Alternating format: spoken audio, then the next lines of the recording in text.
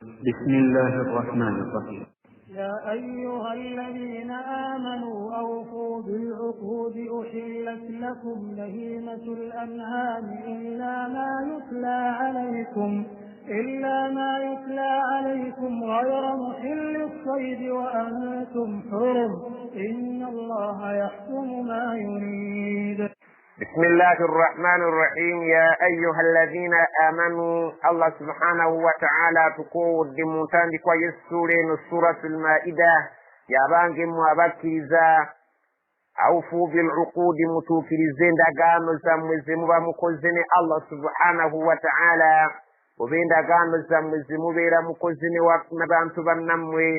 ngindagana esinga obukulu wakati waffe ne Allah yeyo gye twakolanga tukakasa nti ashhadu an la ilaha illa Allah wa ashhadu anna Muhammadan abduhu wa rasuluh, gye tukakasa mu maaso geera nga tuwera nti tukyaddayo kusinza kitali Allah subhanahu wa ta'ala, era nga ne nabbi Muhammadi tujja kumukakasiza ddala nti mubaka wa Allah era mutume we. Endagaano yonna gy'oba okoze wakati wa Allah subhanahu wa ta'ala naawe olina okubeera nti ogituukiriza, nabwe ekityo gy'oba okoze wakati w'omuntu ne muntu munno olina okubeera ng'ogituukiriza. Allah subhanahu wa ta'ala atugamba uhillat lakum, mukkiriziddwa gye muli abakkiriza mu mateeka, bahimatul an'ami, okubeera nga muli ebisolo bye mulunda mu maka gammwe, illa okuggyako ebisolo ebyo ma yutla alaykum, ebigenda okubasomerwa ebitakkirizibwa kuliibwa nga bwe tujja okukiraba mu maaso awo awaddirira. Allah subhanahu wa ta'ala bye yatugaana okulya tetukkirizibwa kubeera nti tubirya ng'abakkiriza. Ghayra muhilli saydi, ng'ate era temukkirizibwa kubeera nti mu mateeka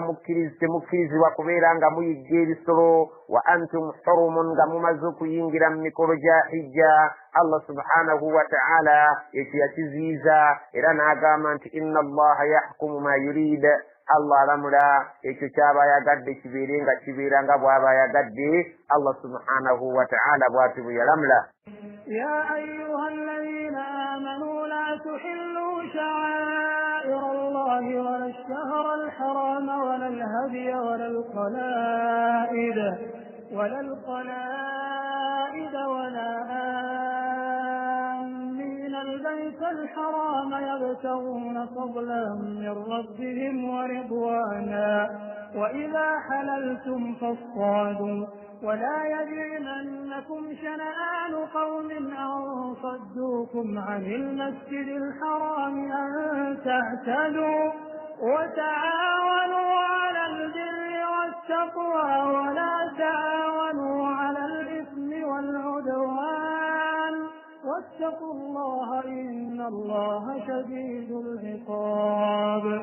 يا أيها الذين آمنوا أبانكم وأبكرزا لا تحلوا تمكرزوا كبيرا تمفورا شعائر الله الدين يا الله ينبو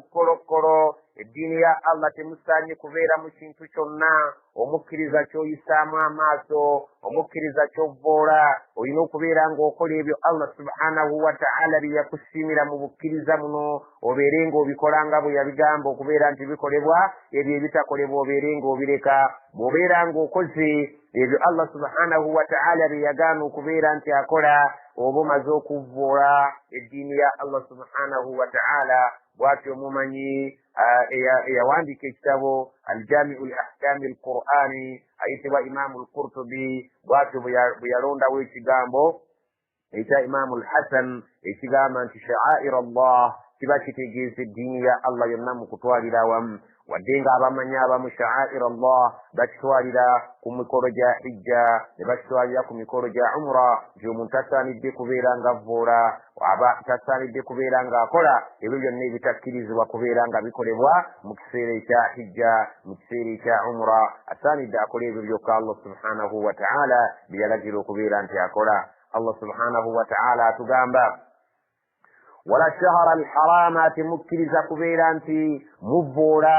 omwezi ogwo ogw'omuzizo, omwezi gwa Rajabu nga guli wamu n'emyezi emirala esatu egy'emizizo. Allah subhanahu wa ta'ala gy'atakkiriza kubeera nti giyiibwamu omusaayi, kubeera nti abantu balwaniramu entalo. Emyezi egyo ez'emizizo girina okubeera nti giweebwa ekitiibwa kyagyo. nga gwe mwezi ogusooka ogwa rajabu, zulqaada, zulhijja n'omwezi ogwa muharram. Emyezi egyo girina okubeera nti tegivvoolebwa, amakulu nti temulina kuyiirwamu musaayi. Singa olutalo lubeera nga luyingidde mu gimu ku myezi egyo, lulina okubeera nga luwummuzibwa. Allah subhanahu wa ta'ala agamba nti emyezi egyo emizizo tegirina kubeera nga givvoolebwa, wabula girina kubeera nga giweebwa ekitiibwa kyagyo nga Allah subhanahu wa ta'ala bw'atyo bw'atulagidde mu Qur'an wano.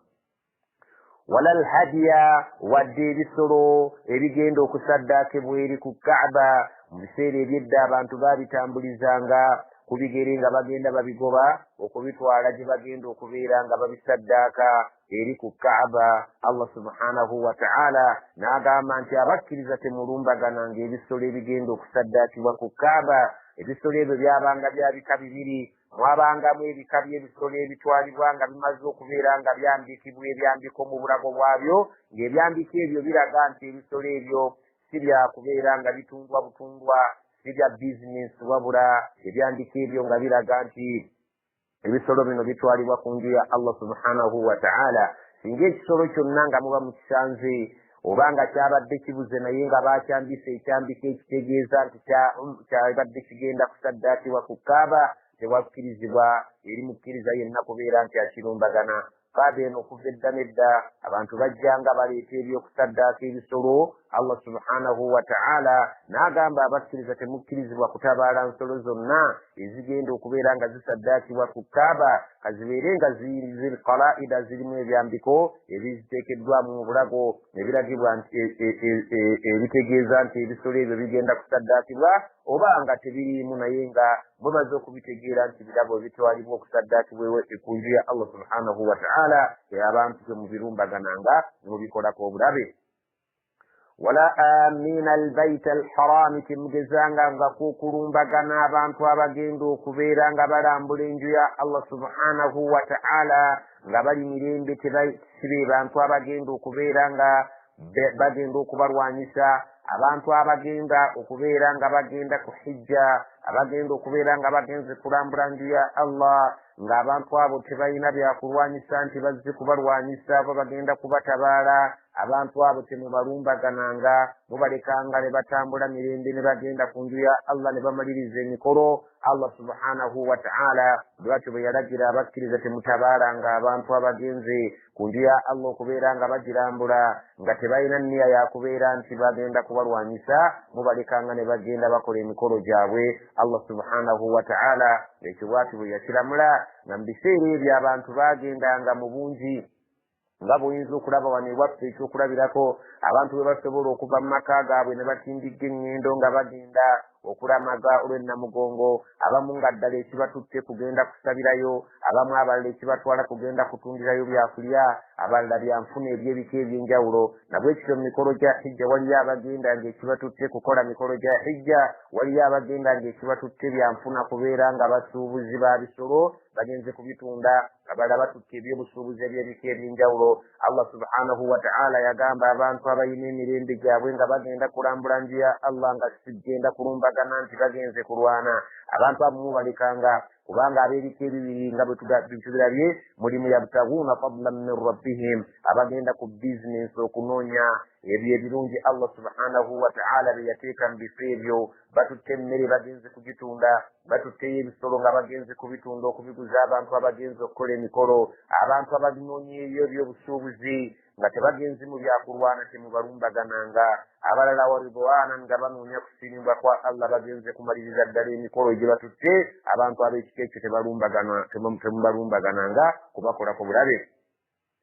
Wa idha halaltum, bembeeranga nga mumaze emikolo gyammwe ne mweyambula engoye z'emikolo ne mubeera nga mumaze okuzijjamu emikolo giwedde, faswadu, mukkirizibwa okubeera nti kati muyinza okuyigga. Ebiseera ebyedda abantu bagendanga ne bayigga, Allah subhanahu wa ta'ala n'abaziyiza okuyigga nga babadde bayingidde mu mikolo gya hijja oba egya umra, naye n'abagamba nti singa muba mugimaliriza nga n'engoye mumaze oziteeka eri ebbali ez'emikolo giwedde, kati awo kikkirizibwa mu mateeka okubeera nga mugenda okwenyigira mu kuyigga munoonye ebisolo ebyokulya. wala yajrimannakum shana'anu qawmin an saddukum 'anil masjidil harami an ta'tadu,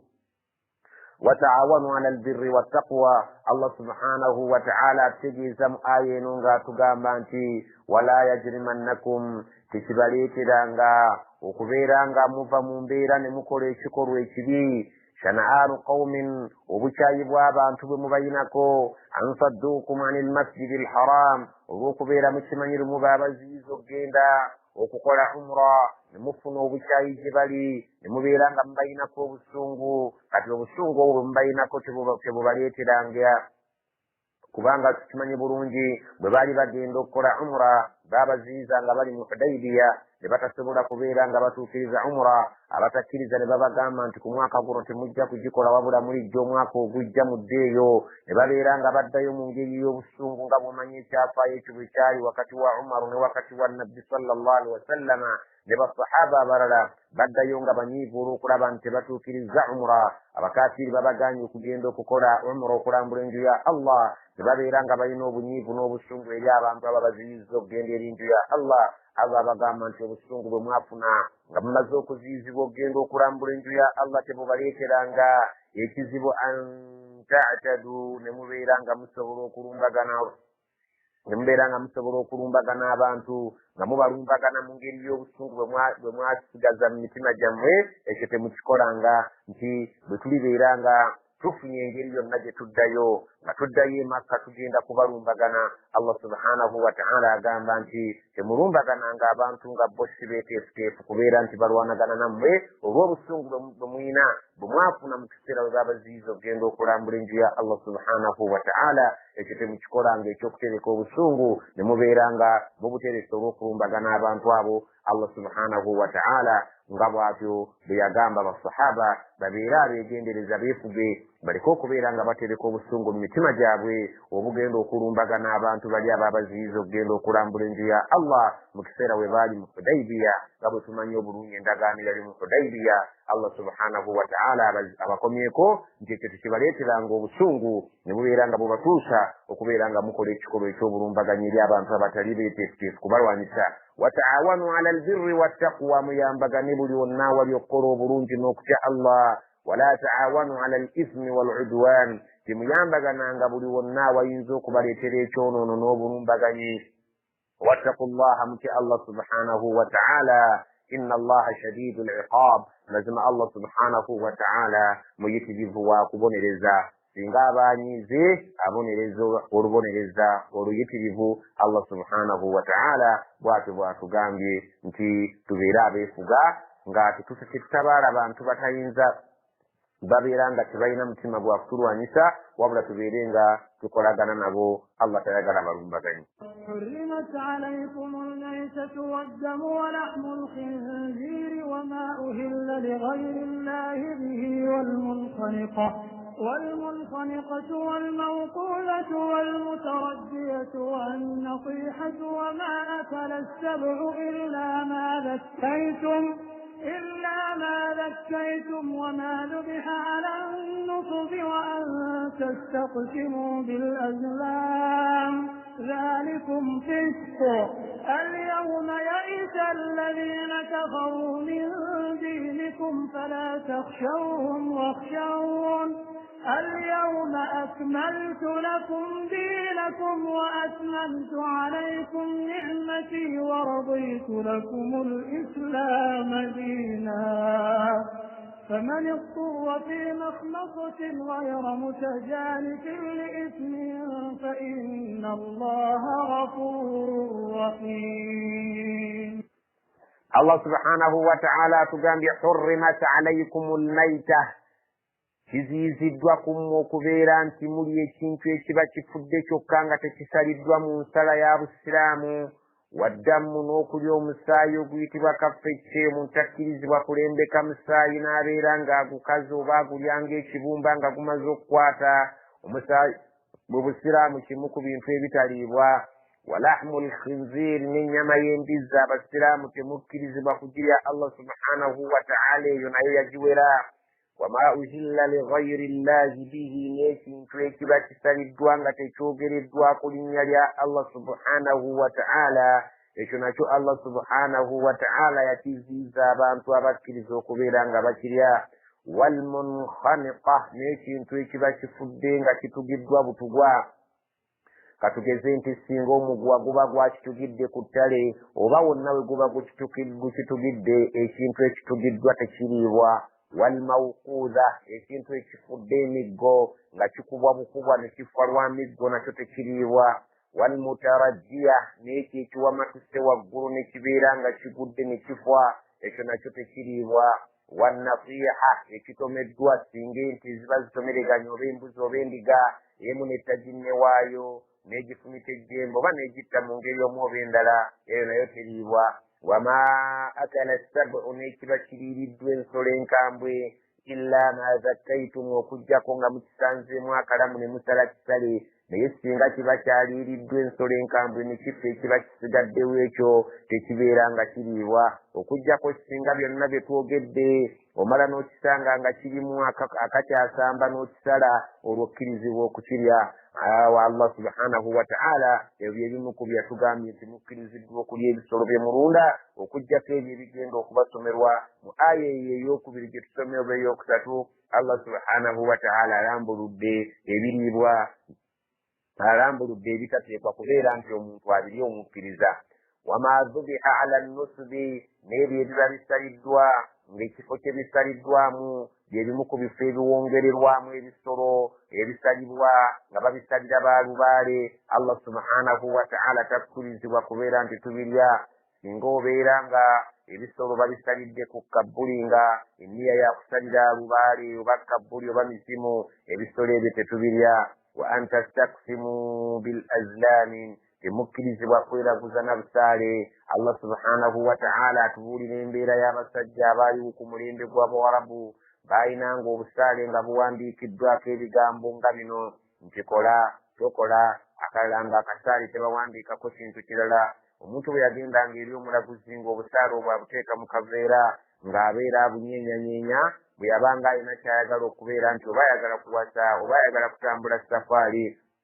oba alina kyayagala okugula nga Allah subhanahu wa ta'ala abantu abo ab'ekiseera ekyo baali nga baabula shaitaani nga yababuza. Allah subhanahu wa ta'ala atugamba tetugezangako okweraguza mu ngeri y'abantu abakikola ng'ekyo. Omusajja omulaguzi bwe yamaranga okunyeenya obusaale obwo nga buli mu kaveera ng'asowolayo akasaale kamu bwe kaabeerangako ekigambo nti kola ng'omuntu abeera akkiriziddwa okubeera nti akola ekikolwa ekyo. Bwe kaabeerangako ekigambo nti tokola omuntu oyo yalinga takkirizibwa kubeera ng'akola ekikolwa ekyo. Allah subhanahu wa ta'ala n'atugamba nti mweyisanga mu mbeera eyo eyeyaguza mu ngeri ng'eyo. Allah subhanahu wa ta'ala nga bwe tukimanyi obulungi nti buli bantu yabawa mu ngeri ya shiriki zaabwe ez'enjawulo. Wano ewaffe omuntu ayinza okubeera nga yeeraguza n'ensimbi eŋŋanda oba n'emmwanyi oba n'ebintu ebirala. Allah subhanahu wa ta'ala yabiziyiza. Dhalikum fisqu, ebyo byonna byonna Allah subhanahu wa ta'ala yabiyita kazambi, ebyo byonna tebikkirizibwa mu mateeka. Allah subhanahu wa ta'ala yabiziyiza omuntu okubeera ng'agendewo omulaguzi ne bamulagula abeere nga bamugamba nti ekyo kikola oba tekikola. Allah subhanahu wa ta'ala ebyo byonna yabiziyiza. Allah atugamba nti alyawma, olwaleero, yaisa alladhina kafaru, bamaze okutukana essuubi abatakkiriza, min diinikum, ku bikwatagana n'eddiini yammwe. Allah subhanahu wa ta'ala annyonnyola abakkiriza ng'abategeeza nti abatakkiriza bamaze okutukana eddiini yammwe. Allah subhanahu wa ta'ala agamba alyawma, olwaleero, yaisa alladhina kafaru min diinikum, abatakkiriza bamaze okubeera nti essuubi libaggwamu, okubeera nti eddiini yammwe emaze okufuna amaanyi. Bamaze okubeera nga baggwamu essuubi ly'okubeera nti obusiraamu bujja kudda emabega wabula balaba butambula bugenda bugenzi mu maaso. Fala takhshawhum,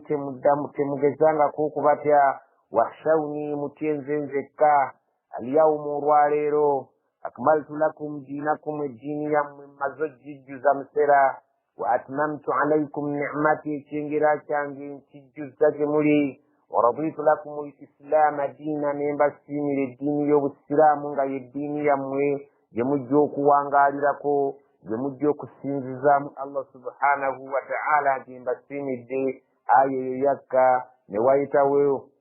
ebiro 81 oluvannyuma nabiyuna Muhammad sallallahu alaihi wasallama n'afa ng'ezimu ku aya ezakka mu nkomerero y'obuwangazi bwe nabiyuna Muhammad sallallahu alaihi wasallam.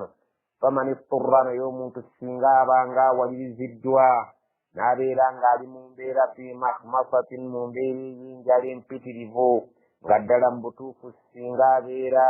talidde ku ebyo ebyamuziyizibwa okulya, obulamu bwe bujja kubeera mu matigga. Allah subhanahu wa ta'ala agamba nti omuntu singa abeeranga mu kiseera ekyenjala nga mpitirivu, obulamu bw'alina kubeera ng'ajja ku ebyo bitumuziyizza okulya, ghayra mutajanifin li ismin, nga siye muntu aluubirira okubeera ng'ayagala kukola kyonoono, kubeera ng'akola bukozi kyonoono na kujeemera Allah subhanahu wa ta'ala. Fa inna Allaha ghafurur rahim, bw'aliba alidde ku ebyo ebyamuziyizibwa, Allah subhanahu wa ta'ala musonyiyi, Allah subhanahu wa ta'ala musaasizi, agenda kumusaasira singa aliba akikoze mu buwaze nga takikoze mu ngeri yakwagala kujeemera Allah subhanahu wa ta'ala. يسألونك ماذا أحل لهم قل أحل لكم الطيبات وما علمتم من الجوارح مكلبين تعلمونهن مما علمكم الله فكلوا مما أمسكن عليكم واذكروا اسم الله عليه واتقوا الله إن الله سريع الحساب. يسألونك بكبوز نبينا محمد صلى الله عليه وسلم ماذا أحل لهم تشكيز وجبالي مبيوكليا aba baabuuza nabbi Muhammad sallallahu alaihi wasallama biki ebitukkirizibwa okubeera nga mu mateeka tubirya, kubanga waalingawo basahaba abaawangaaliranga mu bitundu eby'ebyalo naye ng'abakozesa ebintu eby'okuyigga, oluusi nga bayiggisa ebinyonyi, oluusi nga bayiggisa embwa zaabwe, naye oluvannyuma lw'okubeera nti embwa kimu ku bintu obusiraamu bikiraga nti si kya buvunaanyizibwa muntu kuba nakyo okuggyako nga waliwo ensonga, basahaba baawulira mu mitima gyabwe nga bakaluubiriddwa, kubanga nabiyuna Muhammad sallallahu alaihi wasallam lumu Jibriiru yakeerewa okujja ku budde bwe yali alina okujjirako gy'ali. Allah subhanahu wa ta'ala nga yali amutumye eri nabbi Muhammad sallallahu alaihi wasallam, naye nabbi ne yeebuuza ensonga ekeereyezza Jibriiru okujja mu budde nga si nkola ye ey'okubeera nti ayawukana n'endagaano okujjira mu budde bw'ateekwa okujjiramu. Nabbi yategeera butegeezi ne yeeyazaayaza bwe yatebera mu nnyumba ye nga mulimu ekyana ky'embwa ekyali kiddukiddemu, bwe baakifulumya Jibriiru najja ne yeetondera nabbi sallallahu alaihi wasallam olw'okujja leeti, n'amutegeeza nti ffe munnange bamalayika tetuyingira mu nnyumba muli kifaananyi wadde embwa, ensonga lwaki obudde bwe mbadde nteekwa okujjirako mubadde temunnafulumya mbwa eyo mu nnyumba nga sisobola kubeera nti nnyingira. Kati basahaba baawulira obuzito abaali balina embwa zaabwe nga baziyiggisa, ne babeera nga bafunye okwesika mu mitima, ne babuuza nabbi sallallahu alaihi wasallama ku bikwatagana n'okuyiggisa ebisolo ebyo ebiyigga naddala embwa. Ne bagamba Allah subhanahu wa ta'ala wanaagamba mu aya eno, yasalunaka maadha uhilla lahum, bakubuuza nabbi Muhammad sallallahu alaihi wasallama bibirimu ebibakkirizibwa mu mateeka okubeera nga babirya. Qul bagambe uhilla lakum at-tayyibaatu, mukkirizibwa okulya buli kintu kyonna ekirabika nti eri emitima gyammwe kirungi, wama allamtum min aljawaarihi, na buli kyonna ekyo kye mwasomesa kyemusobola okuyiggisa nakyo nga mwakisomesa ne mukiyigiriza bulungi engeri gye kirina okubeera nga kiyigga. Mukallibiina, naddala abo abakozesa mu kuyigga kwabwe nga bakozesa embwa, singa embeera nga mukozesa ebintu ebyo ebisobola okuyigga,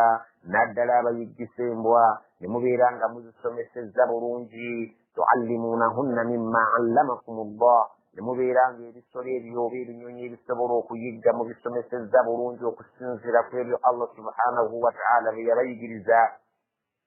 Fakulu mimma amsakna alaikum, mulina okulya, mukkiriziddwa okulya ebyo ebisolo byammwe bye mwasomesa obulungi nga Allah bwe yabasomesa, ne mubeera nga mubiyigirizza okuyigga okulungi, mulina okulya oba mukkirizibwa okulya ebyo biba bibakwatidde nga bibadde bibayiggidde nga biyiggidde mmwe bakama bammwe, bakama baabyo nga bibeera nga bibakwatidde, mukkirizibwa okubeera nti mubirya. Mu mateeka agakuyigga agayina okubeera nga geegenderezebwa, kwe kubeera nti ekisolo ky'otumye okuyigga olina okukisomerako bisimillah. Allah subhanahu wa ta'ala nga bwe yatuyigiriza ensala y'ebisolo, bisimillah allahu akbar, n'olyoka okisindika ne kigenda kibeera nga kiyigga. Tekiba kikutte nga tekikiriddeeko, oyikkirizibwa okubeera nti okirya nga Allah subhanahu wa ta'ala bw'agamba nti wadhkuru isma Allahi alayhi, mulina okukyogorerako erinnya lya Allah subhanahu wa ta'ala nga mukisindika. Nga nabiyuna Muhammad sallallahu alaihi wasallam bwe yatuyigiriza ebikwatagana n'okuyigga, tisinga obo osindisa embwayo eyo enjigiriza obulungi, enjigiriza y'ekisiraamu, nebeera ng'esobodde okubeera nga kyekutte tekiridde, nga kubeera nti yeba yeeyiggidde ekyayo, wabula ng'eyiggidde ggwe mukama waayo agisindise ng'omaze zisomerako bisimillah allahu akbar, beera nga kyebeekutte okirya singa obeera nga oyagadde okukirya, eddiini ekukkiriza okubeera nti okirya. Wattaqullaha, mutya Allah subhanahu wa ta'ala mu ngeri zammwe zonna mu byokulya byammwe. Inna allaha sari'ul hisab, Allah subhanahu wa ta'ala mwangu wa kubala, ajja kubabala buli omu amusasule mu buwulize bwe era amusasule mu bujeemu bwe. Allah subhanahu wa ta'ala yatuyigiriza, nabiyuna Muhammad sallallahu alaihi wasallam yatuyigiriza nti embwa enjigirize obulungi ebyokuyigga, nga bwe tumanyi nti ekitonde embwa ne ku mulembe guno kimu ku bikozesebwa yadde mu ngeri y'ebyokunoonyereza abapoliisi nga babaddeko bye banoonyereza, kisolo ekirina obwongo obukwata obutegeera. Kimanya nti kati kyenjizze kya mukama wange, ate kimanya nti kati kyenjizze kyakulya kyange. Ekisolo ekyo mu bimu ku bikulaga nti kitendeke bulungi kwe kubeera nti bw'okigamba nti genda kisobola okugenda, bw'okigamba nti komawo kisobola okukomawo, ate tekiba kiyizze nga kyakyo, kiba kirina okukirya, tekiba kiyizze nga batumye kitume, kiba kirina okukireetera oyo akitumye. Ekimu ku biraga nti embwa eyo eba ntegeevu, embwa eyo eba njigirize, tekikyeba ekutte ng'ogyogereddeko erinnya lya Allah ng'egenda okikikwata, obeera nga okirya. Awo osobola okubeera nga weebuuza ku bamanyi abasingako n'ogaziwa mu nsonga eyo, ojja kubeera ng'olaba bulungi Allah subhanahu wa ta'ala bwe yatukkiriza okuyiggisa embwa n'ebintu ebifaanaganako ng'embwa, singa biba bisobodde okubeera nga biyigirizibwa ne bitegeera bulungi, oba binyonyi oba bisolo. Allah subhanahu wa ta'ala bw'atyo yatugondeza embeera z'obulamu. اليوم أحل لكم الطيبات وطعام الذين أوتوا الكتاب حل لكم وطعامكم حل لهم والمحصنات من المؤمنات والمحصنات من الذين أوتوا الكتاب من قبلكم إذا آتيتموهن أجورهن محصنين غير مسافحين ولا متخذي أخدان ومن يكفر بالإيمان فقد حبط عمله وهو في الآخرة من الخاسرين. Allah subhanahu wa ta'ala tugamba nti alyawma olwaleero uhilla lakum at-tayyibaatu mukkiriziddwa okubeera nga mmateeka mulya buli kyonna ekirungi, wa ta'aamu alladhiina uutul kitaaba n'emmere yaabo oba ebyokulya byabo ebisaliddwa abaaweebwa ebitabo nga simunnaba kubeera nga mmwe mufuna ekyammwe, abaaweebwa ettawuraati ne injil, abo abaabasookawo bye mwasangawo nga bakkiririza mu bitabo ebyo, singa babeera balina bye basaze nga babisaze mu nsala entuufu, Allah subhanahu wa ta'ala abategeeza nti hillun lakum, ebisaliddwa byabwe bikkirizibwa gye muli okubeera nti mubirya, wa ta'amukum hillun lahum, n'ebisaliddwa byammwe bakkirizibwa bali abalina ebitabo ebyabasooka okubeera nti nabo babirya nga bwe mukkirizibwa okulya ebyabwe, singa mubeera ng'ebyammwe mubisaze mu mateeka nga n'ebyabwe balisalidde mu mateeka nga bwe kiri mu bitabo byabwe, nga nammwe bwe kiri mu ddiini yammwe. Walmuhsanaatu mukkiriziddwa okubeera nti muwasa abakyala ab'ensa, abakyala abaana baaboobo, minal mu'minaati nga bakkiriza abakyala abalungi, mukkirizibwa okubeera nti mubawasa ne mubeera nga mubawasa nga abakyala bammwe. Walmuhsanaatu ne muwasa n'abo abakyala ab'ensa abalungi abaana baaboobo, mubakkirizibwa okubawasa singa min alladhiina uutul kitaaba min qablikum, nga bagwa mu kiti kyabo abaweebwa ekitabo abaabasookawo olubereberye okubeera nti baafuna ekitabo ng'ettawuraati ne injiri, abakyala ababeera bawasiddwa mu bo nga bansa, ababeera bawasiddwa mu bo nga baana baaboobo, nga muli bakkiriza mmwe abasiraamu mukkirizibwa okubeera nga mubawasa ne mubeera nabo nga bakyala bammwe nga bwe musobola okubeera ne bakyala bammwe abasiraamu abakkiriza. Allah subhanahu wa ta'ala ekyo nakyo n'akitugaziiriza. idha ataitumuhunna ujurahunna, singa mubeera nga mubawadde amahare gaabwe. Allah subhanahu wa ta'ala ekigambo ky'amahare akitwala nga nsonga nkulu nnyo, omukyalo okubeera nga sharutu nkulu nnyo mu kubeera ng'omuwasa, okubeera ng'omuwa amahare ge, nga Allah subhanahu wa ta'ala kakwakkulizo yakateekawo eri omusajja singa aba ayagadde okufuna omukyala, kabeere ng'awasa mukyala mukkiriza ng'amujja mu basiraamu, kabeere ng'amujja mu ahlul kitaabi abo abaaweebwa ekitabo olubereberye lwaffe, aba alina okumuwa amahare ge nga tannaba kubeera nti afuuka mukyala we. Muhsiniinan, amahare mugabawenga ddala munoonya bufumbo butukuvu, ghayra musafihin, nga temunoonya kubeera nti mubakolako bwamalaaya obw'olwatu, wala muttakhidhi akhdaanin, wadde okubaganza mu nkukutu. Amahare gebeera ng'ogawa omukyala nga ekigendererwa kyo si kubeera nti oluubirira kubeera ng'oganza muganze mu nkukutu, oba kubeera nti omwendako bwenzi mu ngeri y'okubeera nti ogula mugule nga buntu bwagula bamalaaya, wabula beera ng'omuwa amahare, ng'omuwadde ddala amahare nga kyonoonya bwe bufumbo obutukuvu obwannamaddala obukkirizibwa mu mateeka. Waman yakfuru, omuntu singa alibeera avudde mu busiraamu n'akaafuwala bil imaani oluvannyuma lw'okubeera nti abadde mukkiriza, faqad habita amaluhu, emirimu gye gijja kubeera nga Allah agisazaamu, wa huwa fil akhirati min al khasirin, ku nkomerero ajja kubeeramu abo abagenda okufaafaaganirwa. Allah subhanahu wa ta'ala agamba omuntu yenna n'ava mu busiraamu oluvannyuma lw'okubeera ng'abadde mukkiriza, n'ava mu busiraamu n'abeera ng'alokoka, n'ava mu busiraamu n'agenda mu ddiini endala etali busiraamu, Allah subhanahu wa ta'ala amutegeeza nti emirimu gy'ajja kusanga ng'atuuse mu maaso ge nga gisaziddwamu gye yakola emirungi, ate abeere mba okufaafaaganyizibwa, abeere ng'ajja kuyingira omuliro. Ne ku nsonga eyo tulina okubeera nga tutunuulira ne tutegeera bulungi nti okuwoowa oba okuwasa okuli mu mateeka kulina okubeerako obukwakkulizo. Obukwakkulizo buno wammanga bulina okubeerawo singa omuntu aba ayagadde okufuna omukyala mu mateeka, wateeka okubeerawo amahare nga bwe tukirabye, nga ze ssente z'ogenda okuwa omukyala olw'okubeera nti agenda kufuuka mukazi wo mu mateeka,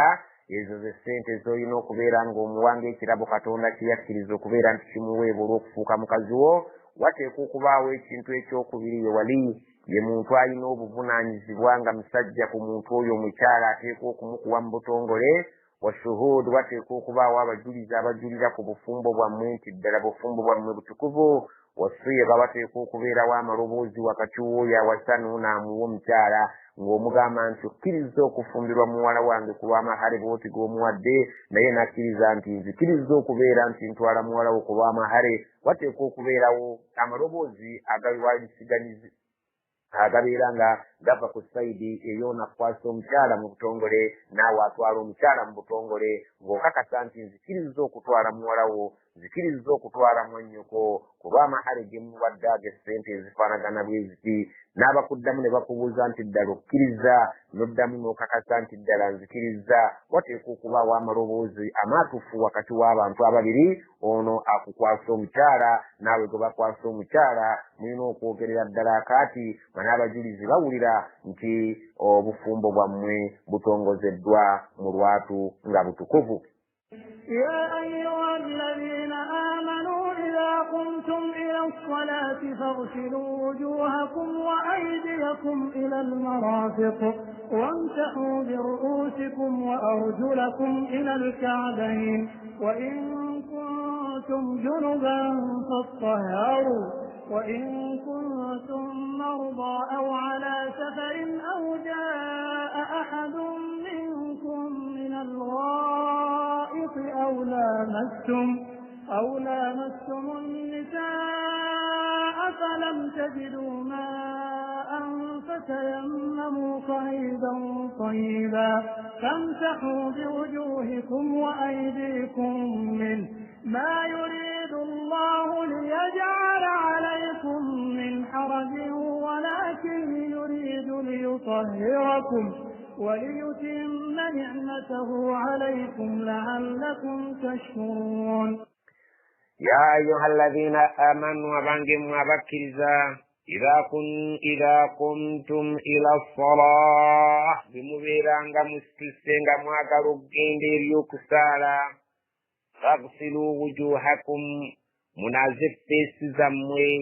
nga face gye bategeeza olina okuyisa amazzi okuva wano enviiri we zimerera mu kyenyi okutuuka wansi wa kalevu n'okuva ku kutu okutuuka kutu ye face Allah subhanahu wa ta'ala gyakulaalikako okubeera nti bw'oba oyagala okuyingira mu swala gy'olina okunaaba so si kunaabako wano wokka waliriiso eyo ye face mu mateeka enaabibwa ng'ogenda okusaala. Wa aidiyakum n'emikono gyammwe mulina okuginaaba obulungi n'amazzi ne ginnyikira ila almarafiqi okutuusiza ddala mu bukokola oba okuyisiza ddala mu bukokola bwammwe. Allah subhanahu wa ta'ala bw'atyo ekyo ekifo ky'olina okubeera nti okinaaba singa obeera ng'oyagala okugenda eri okusaala. Wamsahu biwujuhikum n'abagamba nti mmwe abakkiriza era bwe mubeera nga mugenda okusaala musiimuule. Wamsahu biru'usikum n'abagamba nti musiimuule emitwe gyammwe nga mugisiimuuza amazzi. Ensiimuule entuufu yalibadde nti okwata emikono gye ebiri n'obeera ng'osiimuula ng'otandikira ku kyenyi okutuuka enkoto omulundi gumu, naye singa oba okoze ekitali ekyo oba ejja kubeera nga ogenze mazihibu g'abamanyi abalala nakyo obeere nga osobola okubeebuuzaako abamanyi amazihibu agasukka kwago bakutangaaza obutuufu bw'ekyo. Naye ekyo kyetulina wano mu kitabo kyetukusomeramu nti walibadde nga otwala amazzi n'emikono gy'ebiri otwala nga ebibatu byo ebirimu amazzi ebitoberedde amazzi n'emikono gy'ebiri n'ogijja mu kyenyi n'ogitwalira ddala okutuuka enkoto yo n'obeera nga omulundi gumu gw'oyisizza mu mutwe gwonna mu kutwalira awamu. Wa arjulakum Allah subhanahu wa ta'ala agamba nti munaazenga n'amazzi ebigere byammwe ila alka'baini okutuuka mu bukongovvule wano waggulu nga w'osibira sitokisi we zikoma obeere ng'onaazaawo n'amazzi ekigere kibeere nga kinnyikira bulungi nnyo olabike nti okitukuzza ng'ogenda okusaala eswala Allah subhanahu wa ta'ala gye yakulaalikako. Wa in kuntum junuban singa mubeeranga nga muyina ejjanaba fatahharu temuyingiranga mu swala okuggyako nga mumaze okwetukuza. Allah subhanahu wa ta'ala bw'ati era bw'atutegeeza tuwaliwo ewuzu ey'okunaaba nga tunaabidde ddala mubiri gwonna yewuzu eyo gye tufuna nga okwetukuza okwo kwe tulina okubeera nga tunaaba singa tuba tulina janaba. Janaba omuntu ayinza ogifuna mu bika bibiri, ayinza okubeera nga yeebase n'abeera nga yeeroteredde ng'alina omukyala n'abeera ng'avaamu amazzi, tugamba nti omuntu oyo amaze okufuuka mujnibun, ayina ejjanaba ateekeddwa okubeera nga agenda okunaaba nga tannasaala omubiri gwonna. Ate ayinza okubeera nga yeegasse n'omukyala singa abadde mufumbo, omuntu oyo naye bamugamba tasembereranga eswala okuggyako ng'amaze okunaaba omubiri gwe gwonna kubanga abeera mujnibun ng'alina ejjanaba. Allah kyagambye nti bwe mubeeranga nga muli mu kiseera eky'ejjanaba fatahharu mulina okwetukuza temuyingiriranga eswala nga temumaze kwetukuza. Kakati ne tukiraba nti tulina wuzu eno yaffe ya bulijjo nga obadde oyagala okusaala bagitugambye nti twesembereranga eswala oba bw'obanga oyagadde okugenda okusaala mala okufuna ewuzu. Wuzu mu mbeera yayo eya bulijjo tugimanyi, naye tuyinza okuwa abantu omukisa abatamanyi ngeri bwe tufuna wuzu. Singa obeera ng'oyagadde okufuna ewuzu mu bufunze tuyinza okugamba nti funa amazzi go nga matukuvu, oba ogali mu bbaafu ng'agyoyina ebbaafu nnyonjo, oba akadomola nga koyina nga akadomola kayonjo. Omaze okufuna bulungi amazzi go n'omala okubeera nti weetegereza nti matukuvu, Allah subhanahu wa ta'ala ogenda okwolekera okweyonja kwe yakulaalikako bakugambye nti sooka oba onookozesa bbaafu sooka obeere ng'onaaza emikono gyo bulungi ebibatu byo bulungi nnyo bitukule biggwemu obukyafu nga naye onaaliza bweru wa bbaafu oluvannyuma ng'omaze okutukuza ebibatu byo nga bitukudde bulungi nnyo osobola okuyingiza ebibatu byo mu bbaafu eyo nga bw'osena n'obeera nga oteeka amazzi mu kamwa n'obeera ng'onyumunguza mu kamwa ke emirundi 3 nabwekityo n'obeera nga oteeka mu nnyindo n'ofeesafeesa amazzi ago emirundi 3 okulongoosa ennyindo yo nga bw'olongoosezza akamwa ako kabeere ng'ogenda okwogera ne Allah nga wenna oli muyonjo oluvannyuma lw'ebyo ogenda butereevu n'onaaba feesi yo nga bwe tugirabye n'oginaaza okuva kutu okutuuka kutu bwe bugazi bwayo ate obuwanvu bwayo okuva mu kyenyiviiri we zimerera paka wansi w'akalevu wonna n'onaabawo emirundi 3 n'okakasa nti otukudde bulungi ng'omala feesi yo n'ogenda ku mikono nga bwe batulagidde n'oginaaba mpaka eri mu bukokola n'otukuza bulungi nnyo abantu abasinga obungi obukokola babuleka nga buli tebutukudde tebunyikidde mazzi naye olina okukakasa mirundi 3 buli kiyungo ng'okinaaba ekireetesa 3 kubeera nti ebeere wiikiri ate ng'ekiyungo okinaazizza nawe ne weekakasa nti kikoze kibukadde bulungi amazzi era kitukudde. Singa obeera ng'omaze okunaaza emikono gyo genda mu maaso oteeka amazzi mu ngalo mu bibatu byo byombiriri nga bwe tugambye obeere ng'ogenda okuyisa mu mutwe gwo okuva ku kyenyi kyo mpaka enkoto omulundi gumu n'ebibatu byo byombiriri Allah subhanahu wa ta'ala bw'atyo bw'atugamba oluvannyuma ng'ekyo okimaze oyise mu matuugo bulungi nnyo nago obeere nga ogayisaamu olugalo gabeere nga gatukula bulungi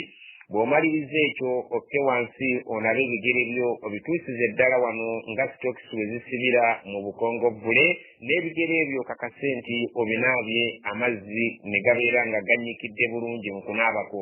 Allah subhanahu wa ta'ala eyewuzu mu bufunze gye tulina okufuna eya bulijjo singa oba oyagadde okusaala ate singa omuntu abeera alina janaba twakiraba dda nga tukikusomesezza nti olina okunaaba n'okakasa nti buli kooya akali ku mubiri gwo katuuseeko amazzi bw'oba ng'ogenda okunaaba janaba nga janaba ye muntu alabaganye ne mukyala we nga mufumbo oba omuntu ng'abadde yeebase singa aba ng'alimu gineebu ng'afunye janaba ateeka okubeera nga tannaba kugenda kusaala ng'amala okwetukuza bulungi nnyo nga tannaba kuyingirira sala janaba mu bufunzo oyinza okuginaabanga bwe tulabye ewuzu osooka n'onaaza ebifo byo eby'ensonyi ne bitukula bulungi nnyo ne weekakasa nti bitukudde bwe bimala okutukula obulungi ennyo n'ofuna wuzu eri gye tulabye waggulu ey'eswala ng'ogenda okusaala bw'omala okufuna wuzu n'oddira amazzi n'oga bw'oba osena masene oteeka okuba nga emikono gyo mitukuvu bulungi nga bwe tukirabye bw'oba osena mu bbaafu n'okakasa bulungi nti emikono gyo mitukuvu sena amazzi embatu 3 ng'oziteeka ku mutwe gwo okakase bulungi nti nno enviiri eri ku ddiba gye ziva zimaze buli luviiri okubeera nga lukomba ku mazzi ago gw'otadde mu mutwe eri ku ddiba wansi ku ddiba enviiri gye zisibuka nga buli lwoyo okakasa nti amazzi g'oyodde buli gufunye ku mazzi ago oluvannyuma olyoke onaaza sayidi ye eya ddyo okuva waggulu ng'okka kugulu ogitukuze bulungi n'eya kkono naye nga weegendereza obutaddayo okukwata ku bifo byo bya nsonyi kubanga bw'onoobikwatako ate wuzi gye wasoose okufuna nga tonnaba kweyiira mazzi ejja kuba ate ekuvuddeko naye olw'okubeera nti okwegendereza amateeka g'okunaaba abamu oluusi beesubyayo ogwa naggamba bw'onooba onaabye ennaaba ya bulijjo ng'onaaba janaba kakasa bulungi nti omubiri gwo gwonna gutuuseeko amazzi abalina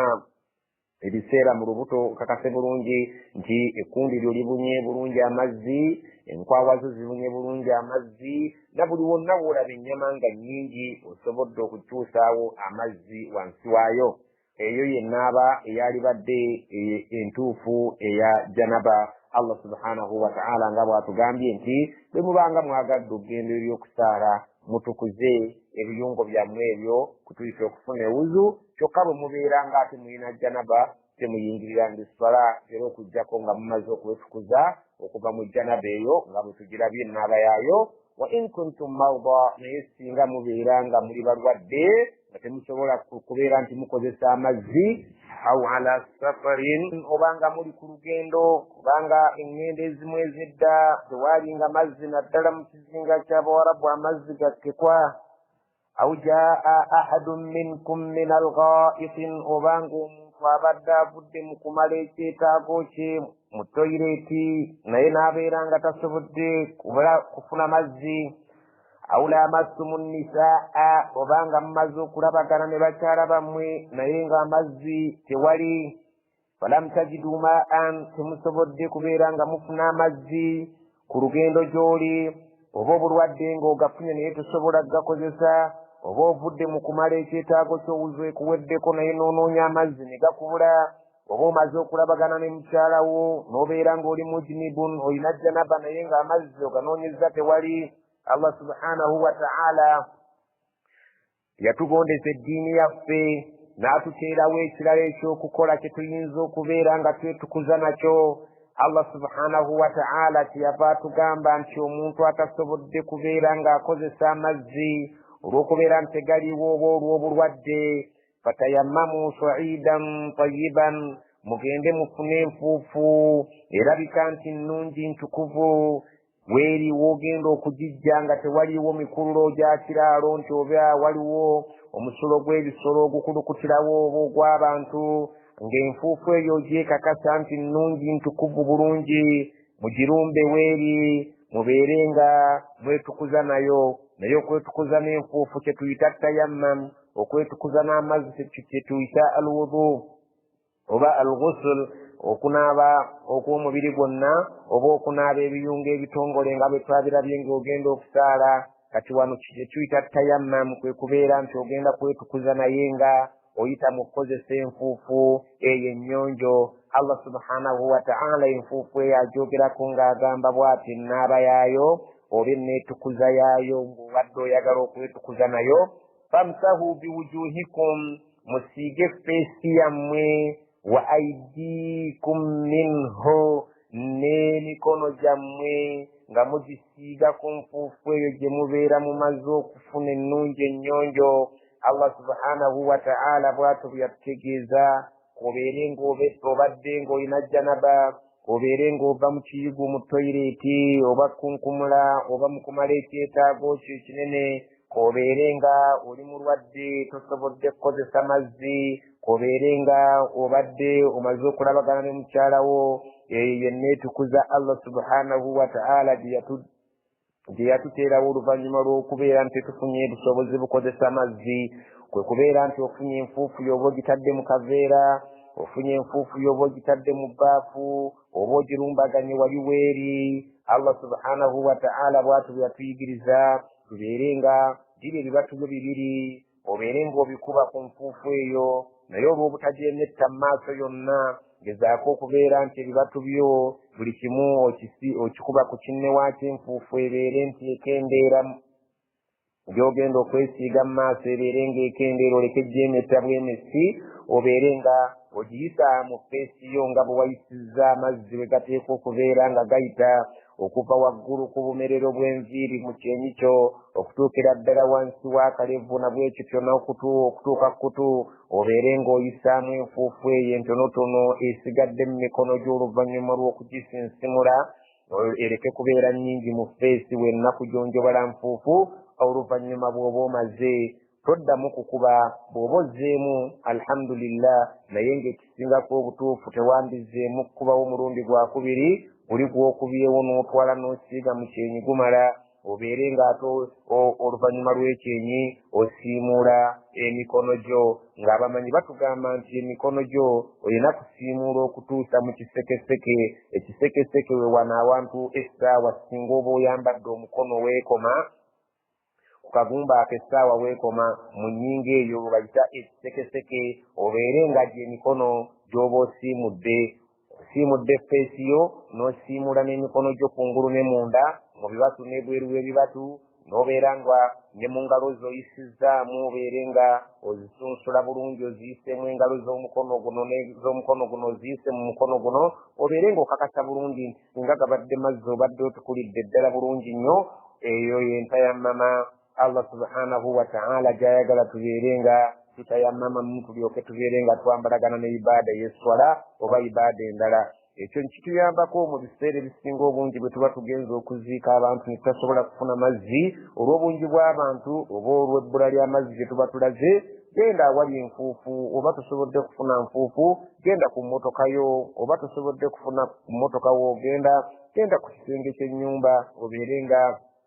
oba ku ntuumu y'omusenyu obeere nga okola bw'otyo. Ojja kuba omaze okwetukuza osobole okusaalira omufungo olina wuzu yadde tolina y'amazzi naye ng'olina eyattayammam. Ekyo kiba kituyambyeko kubanga Allah subhanahu wa ta'ala teyatwagaliza buzibu mu ddiini yaffe. Ma yuridu Allahu liyaj'ala alaykum min harajin, Allah teyayagala mu ddiini munaatuteere mu buzito bwonna, walakin yuridu liyutahhirakum, naye ayagala abatukuze. Allah subhanahu wa ta'ala ayagala okubeera nga buli tubeera tuli naye tubeera mu mbeera ey'obutukuvu, n'abeera nga atukuza mu ngeri ey'ekika ekyo. Bwe tosobodde kufuna mazzi ate ojja kubeera ng'obeera omutukuvu ng'oyita mu ngeri y'okutayammama. waliyutimma ni'matahu alaykum, Allah yayagala ajjuzekum ebyengera bye, la'allakum tashkurun, ng'asuubira nti mujja kubeera abeebaza. Allah subhanahu wa ta'ala tulina okumwebaza ku byonna bye yatubeeranga ng'atuyigiriza kubanga biyamba ffe. Allah subhanahu wa ta'ala yeebazibwe ku byonna bye yatukolera.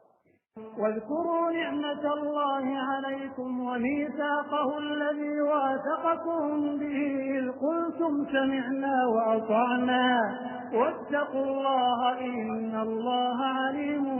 بذات الصدور. واذكروا مجكر نعمة الله سنجرة الله عليكم سيستكم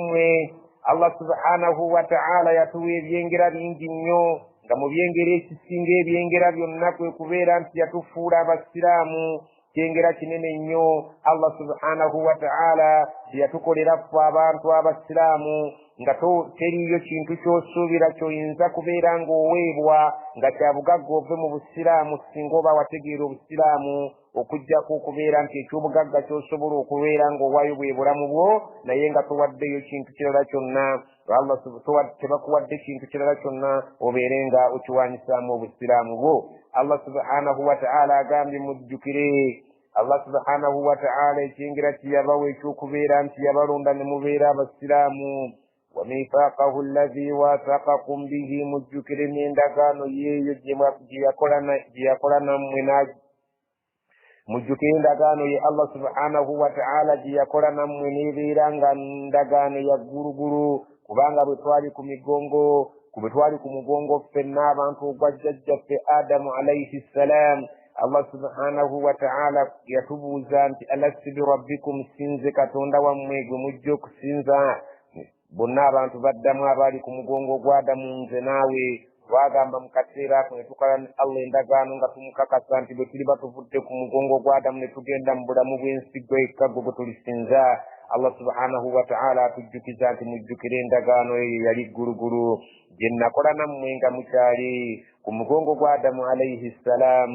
Allah subhanahu wa ta'ala agitujjukiza tubeere nga tusobola okweddako, tubeere nga tumusinza mu bwomu bwe, kubanga ekyo twakyeyama nga tukyali ku mugongo gwa jjajjaffe Adamu alayhi salaam. Idh qultum, kubanga mukadde ako twayogera nga tuli ku mugongo nga batubuuzizza nti mulisinza nze, ne tukkiriza nti tulisinza gwe Allah wekka. Allah atujjukiza nti mwayogera sami'na, tugenda kubeera abawulize. Sami'na, tuwulidde. Wa ata'na, era tugonze. Twawa obweya mu maaso ga Allah nga tukyali ku mugongo gwa jjajjaffe Adamu alayhi salaam, ne tugamba nti tujje kenda kubeera abawulize singa balibeera nga bannabbi bazze okutusomesa. Tugenda kuba bawulize, tugenda kubeera nga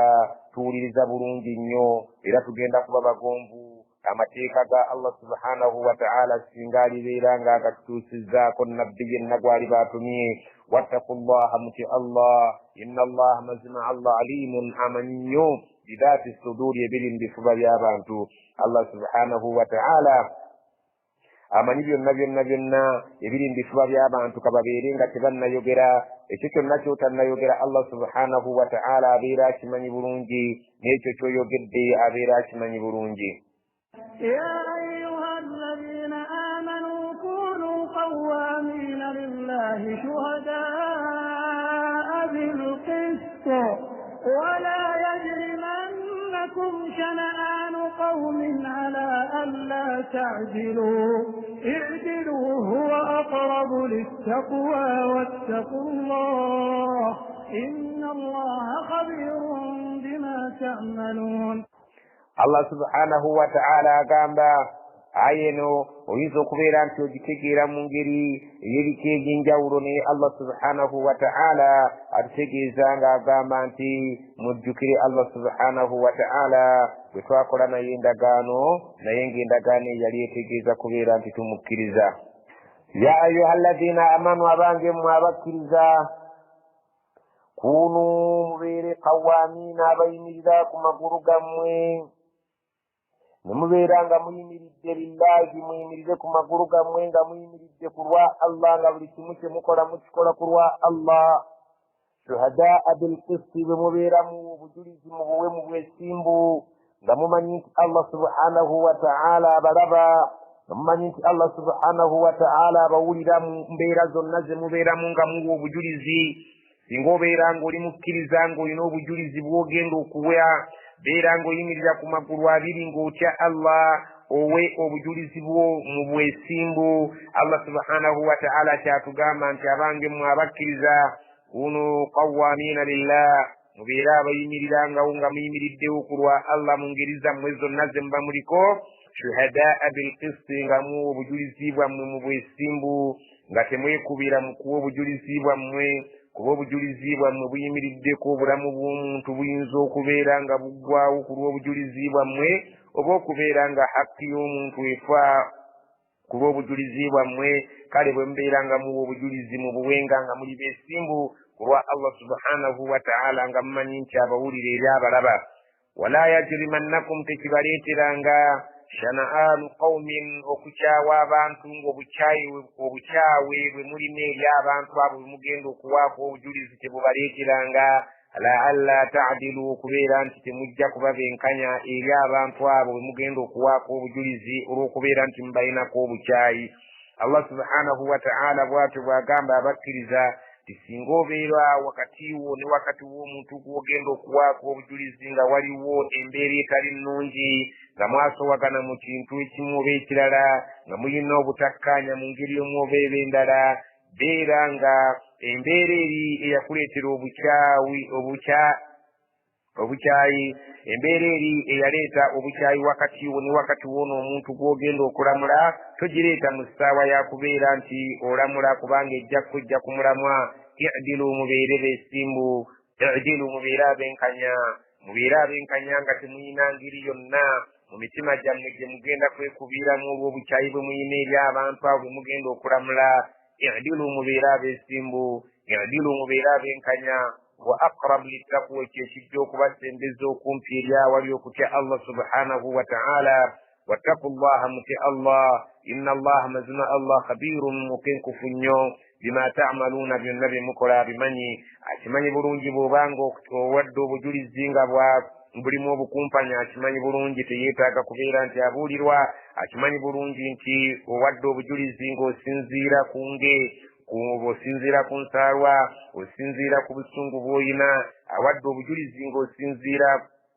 ku bwesimbu kuba kukulaba ekyo kye walabanga okikoze mu mazima. Byonna Allah subhanahu wa ta'ala abimanyi bulungi. Oyo ali ku mazima n'oyo ali ku bukyamu, oyo alamudde mu bwenkanya n'oyo alamudde ng'asinziira ku bukyawe bw'alina eri omuntu oyo gw'alamula. Byonna Allah ategeera bulungi ebintu ebyo.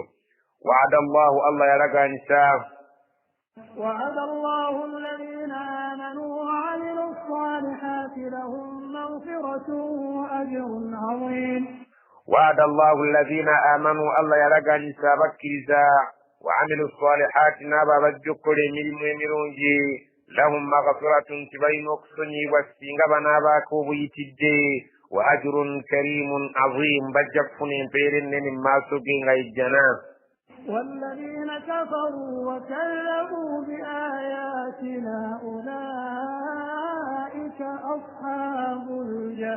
الجحيم. والذين كفروا نابا بتكيزا وكذبوا بآياتنا لبلين بسامتك غفري أولئك أصحاب عبن ببجو كبير بننيني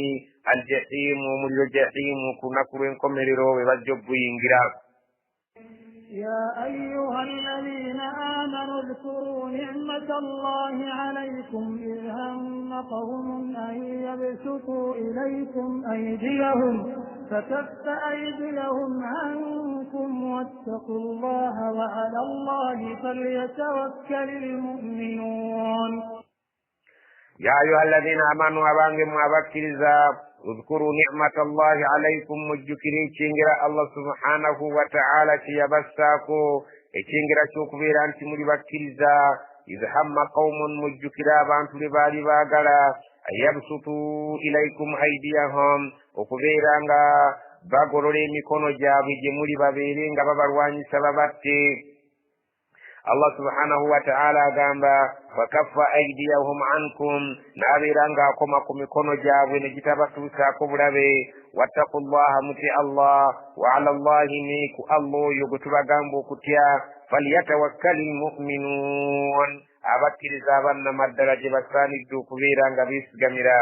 ayo yakam sira nabbi sallallahu alayhi wa sallama buyamaru kubira nti afunye ikizibu omusajja omusiramu omu yagenda natta abantu babiri mu butanwa beyali alowooza nti baali bantu babulabe nga bakafiri bweto bwe yali endowooza ye n'agenda abeera ng'abatta mu butanwa. abantu bali bannannyini bantu abo abattibwa bwe bajja eri nabbi sallallahu alaihi wasallam okusaba ddiya yaabwe okusaba omutango ogulina okuwaweebwa mu kuttibwa kw'abantu baabwe abattiddwa. nabbi sallallahu alaihi wasallam yeesanga nga tasobola kubeera ng'akuŋŋaanya omudidi gw'ensimbi abeere ng'aguwa bannannyini bafu bali babeere nga bamaze okufuna ddiya yaabwe ku lw'okuttibwa kw'abantu baabwe abattiddwa omusiraamu basse. naye olw'endagaano eyali wakati wa nabbi sallallahu alaihi wasallama n'abayahudi abaali mu Madiina,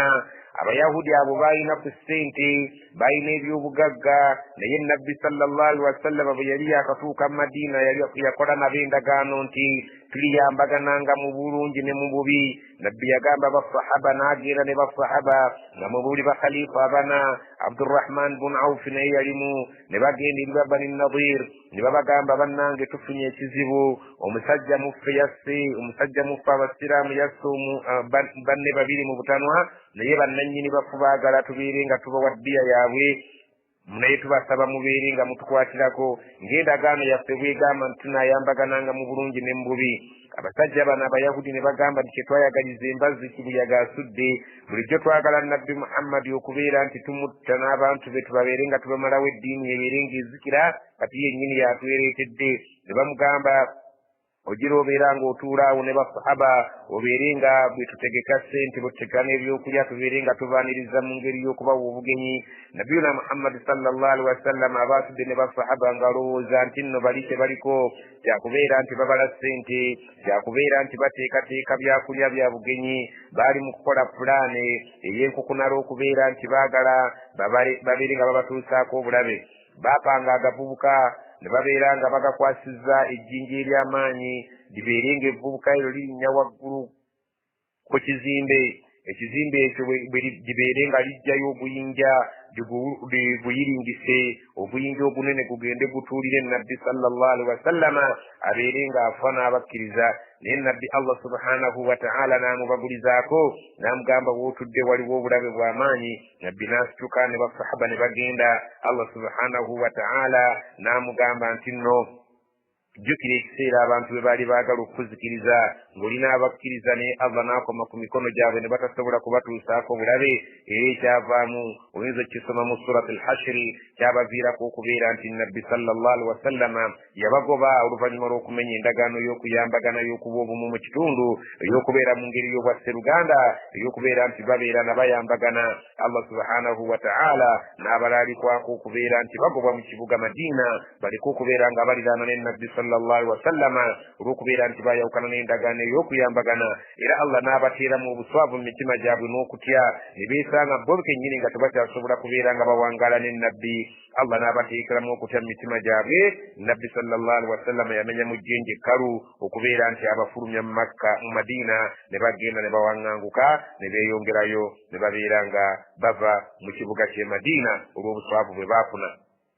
ولقد أخذ الله ميثاق بني إسرائيل وبعثنا منهم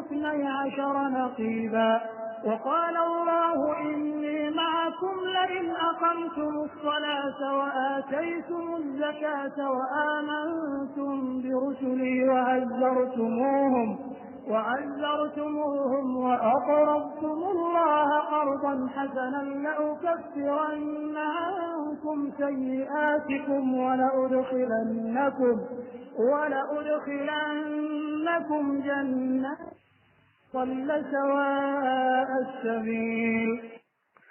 ولقد أخذ الله ميثاق بني إسرائيل ذكر الله سبحانه وتعالى بيقواتي ndagaano yaba bani Israila yabajjako batabani ba Israili ndagaano na wabaathna minhum 12 naqiba nitubeeranga twajja mubo mu bika ebyali 12 bye baali n'aba bani Israila mu buli kika twajjamu omukulu w'ekika abeerenga yajja okubeera nga akubiriza abantu be okubeera nga beenywereza ku mateeka ga Allah abeerenga yakulembera abantu be mu kubeera nga abatuusaako ebyo byonna ebyetaagisa okubatuusaako omukulu w'ekika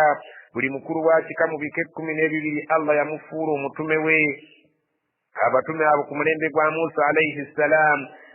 alayhi salam bwe yali agenda mu nsi ensuubize yali tannaba kutabaala abantu abaaliyo ba Amalika al-Kanaaniyin abaali abasajja ab'amaanyi abaali mu nsi ensuubize eyo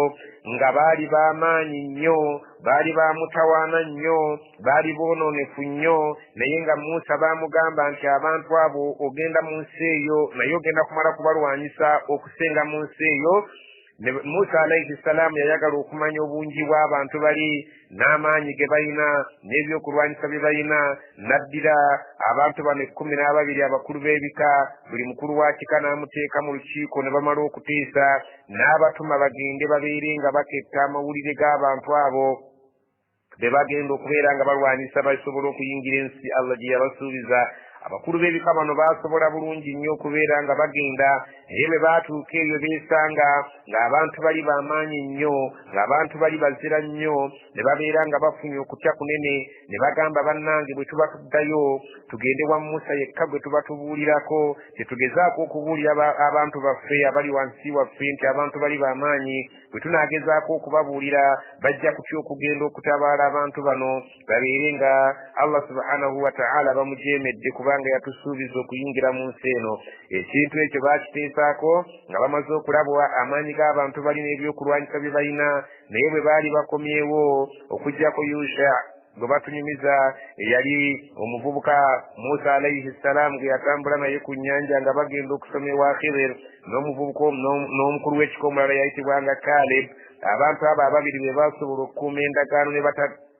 ne batabbira kyama ku buzito bw'abantu bali naye abantu 10 abaasigalawo abakulu b'ebika baayagala okutaasa abantu baabwe ne bababuulirako nti abantu gye baatutumye mu nsi ensuubize be batugamba okulwanyisa amaanyi gaabwe mayitirivu nnyo tetusobola kubeŋŋanga ne babeera ng'ate ekyama kyennyini kye baali bakoze wakati waabwe bakimenye. Allah subhanahu wa ta'ala agamba tijjukira abaana Adamu abo ebika 12 mu buli kika bwe twajjamu omukulu w'ekika ne tubeera nga tubatumye eri ensi ensuubize babeere nga bagenza okuketta bagende balaba amaanyi g'abantu abo. Waqaala Allah yabagamba nti abantu abo temubatya bwe mugenda okulwanyisa yadde b'amaanyi inni ma'akum nze nja kubeera nammwe kubanga esaidi Allah gy'aliko yeyina okubeera nti ejja kuwangula eri saidi Allah kwatali yeyina kubeera ng'ewangula olw'obunafu bwabwe. Allah yabagamba nti nze mwe abakulu b'ebika 12 n'abantu bammwe bwe mutwala nze nja kubeeranga nammwe wonna we munaabanga mubadde eyo endagaano mugikakase nti nze saawukana na ndagaano wonna nja kubataasanga wonna nja kubeeranga nammwe singa nammwe munaabeeranga mukoze bino wammanga la in aqamtumu ssalata singa munaabanga muyimirizaawo essola tukola endagaano wakati waffe wakati wange ne wakati wammwe ab'ebika 12 era mulagire abantu bammwe bino bye tukkaanyizzaako wakati wange ne wakati wammwe nti nze nja kubeeranga nammwe singa munaabeeranga muyimirizaawo essola mu biseera byazo wa ataitumu zakata naabeeranga nammwe singa munaabeeranga mutodde zaka y'emmaali yammwe wa amantum birusuli nabeeranga nammwe singa munaabeeranga musazeewo okukkiriza abatumi bange be nnaabanga ntumye wa azzartumuhum ne mubeeranga mubawa okutaasa ne mubeeranga mubataasa ku mulimu gwe banaabanga baliko nja kubeeranga nammwe wa aqrabtum allaha qardan hasana bwe munaawolanga katonda empola ennungi nakyo kiri mu ndagaano naabanga nammwe law kaffaranna ankum sayyi'atikum n'ebibi byammwe singa munaakola ebintu ebyo ngenda kubeeranga mbibasangulako kubanga ebirungi bye biba mukoze biba bingi nnyo